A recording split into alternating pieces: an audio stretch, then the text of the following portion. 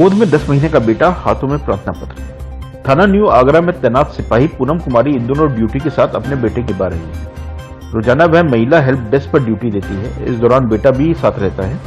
कभी वह रोता है तो दुलारने लगती है, कभी सोता है तो गोद में ही सुला लेती है।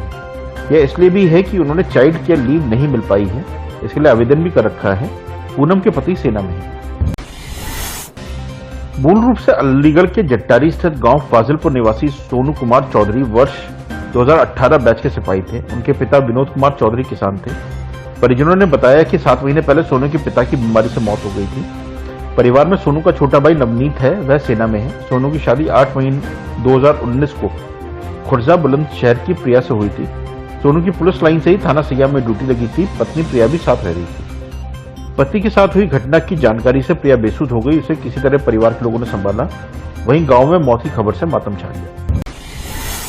आगरा में वायु प्रदूषण रिकॉर्ड स्तर पर पहुंचने के बाद सोमवार को जिलाधिकारी प्रभु एन सिंह ने दिवाली पर आतिशबाजी करने पर प्रतिबंध लगा दिया है।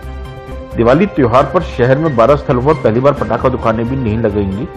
2 दिन पहले जारी अस्थायी आतिशबाजी लाइसेंस को भी जिला प्रशासन ने फिलहाल स्थगित कर दिया है। डीएम प्रभु एन सिंह ने बताया कि एनजीटी ने पटाखों पर रोक के आदेश दिए थे। पहले से ही दिल्ली, हरियाणा, राजस्थान में रोक लागू है। अब आगरा में भी दिवाली पर पटाखों पर प्रतिबंध रहेगा। राज्य सरकार को अवगत कराया है। आदेश मिलते ही सख्ती शुरू हो जाएगी। ताजनगरी में तेजी से बढ़ रहे प्रदूषण का स्तर रविवार को देश में सबसे अधिक हो गया था। वायु गुणवत्ता सूचकांक 458 पर पहुंचा है, जो बेहद खतरनाक स्थिति का होना है। ताजनगरी में तेजी से बढ़ रहे प्रदूषण का स्तर रविवार को देश में सबसे अधिक हो गया है। वायु और गुणवत्ता सूचकांक AQI 458 पर पहुंच गया है। यह बेहद खतरनाक स्थिति है। चिकित्सकों ने बताया कि इससे लोगों को सांस लेने में तकलीफ हो रही है। वहीं सुबह से लेकर रात तक धूल कणों की मात्रा 500 के आसपास भी बनी रही। इसकी बड़ी वजह शहर में 450 किलोमीटर सड़कों की खुदाई और धूल नियंत्रण के उपाय न किए जाना है। आगरा में गैस चैम्बर जैसी स्थिति शनिवार से लेकर रविवार तक रही।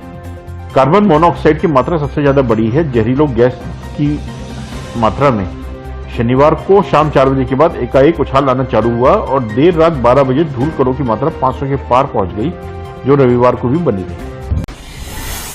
गुर्जर आंदोलन के कारण बयाना हिंडौन के बीच रेलवे ट्रैक के बाधित होने से 7वें दिन रविवार को भी 15 यात्री ट्रेनों को रूट बदलकर गुजारा गया। रेलवे मथुरा आगरा से होकर गुजरने वाली गाड़ियों को 3 रूटों पर डायवर्ट कर रही है। सबसे लंबा रूट मथुरा से बीना, झांसी, नगादा वाला है।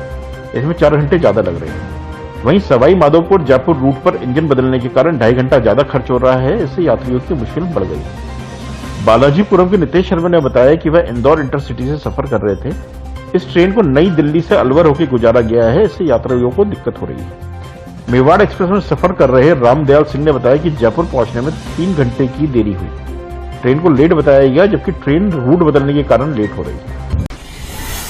फिरोजाबाद जनपद के थाना मटसीना क्षेत्र में आगरा लखनऊ एक्सप्रेस वे पर सोमवार तड़के हादसा घटित हो गया। बुलंदशहर निवासी दरोगा की हादसे में मौत हो गई है। पुलिस ने शव को पोस्टमार्टम हाउस में रखा है। लखनऊ एक्सप्रेस वे के फिरोजाबाद जनपद के मटसेना क्षेत्र में एक सेंट्रो कार सोमवार तड़के सड़क किनारे डिवाइडर से टकरा गई।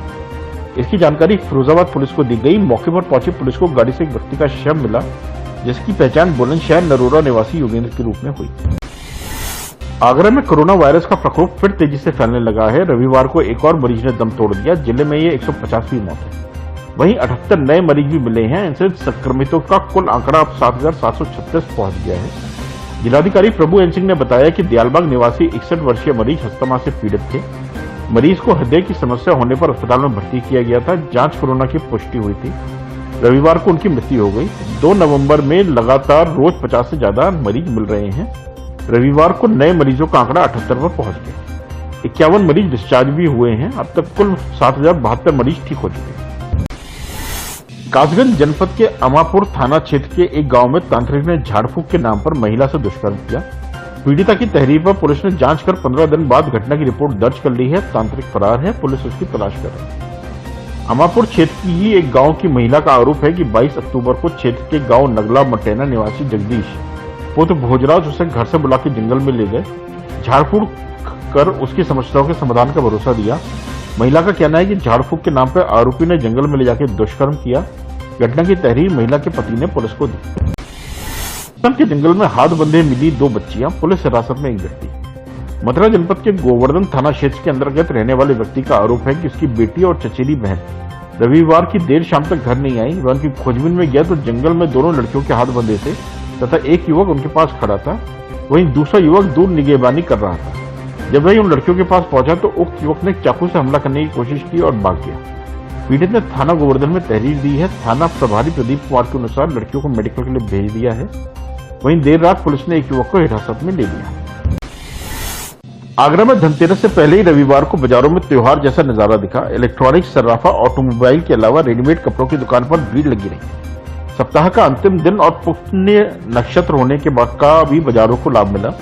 अनुमानित 100 करोड़ रुपए की खरीदारी हुई। लोहार गली, सिंधी बाजार, शाहगंज, राजा मंडी, लोहा मंडी, फव्वारा, चर्च रोड जैसे बाजार गुलजार रहे। लगभग एक हफ्ते बाद दिवाली है, इसका असर बाजारों में साफ देखा जा सकता है। त्योहारी खरीद के साथ ही सहालक की भी बिक्री होने लगी है।